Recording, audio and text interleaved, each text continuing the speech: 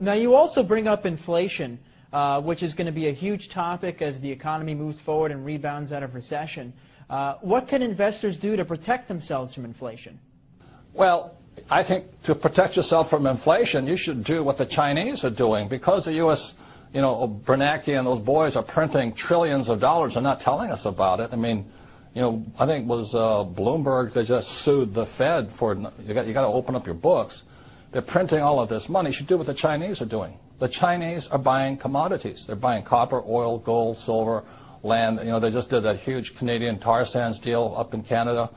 So that's all I've ever done. If you look at my investment portfolio, I started investing in oil in 1966, real estate in 1973, and I have my own gold mine and my own silver mine. So if you're afraid of inflation, which you should be, I would think silver is the #1 investment today. Silver is a smoking deal.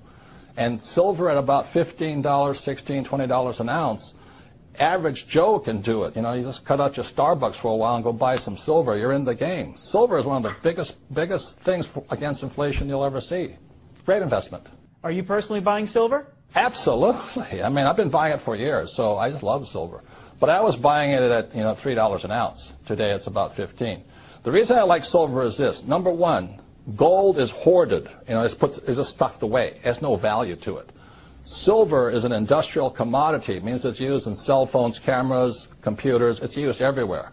So that means today, what's really interesting is that there is more gold on planet Earth than silver. It's fantastic. And back when, 1 year ago, I think silver was 50 times less expensive than gold. In other words, for 1 ounce of gold, I could buy 50 ounces of silver. Today, 1 ounce of gold will buy 70 ounces of silver, which means silver is a bargain today. Now, with all the government expansion, inflation looming, taxes running higher, would you say Obama's running the country like a rich dad or a poor dad? Obama? The guys who run the country, I write about this in a book called Conspiracy of the Rich. The people that run the country are Goldman Sachs. Come on, give me a break. And the guys that control Goldman Sachs. It's run by the international banking cartels of the world.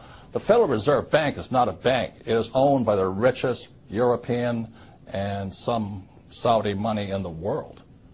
And the Federal Reserve Bank is the one that has caused this crisis. The Federal Reserve Bank was created in 1913.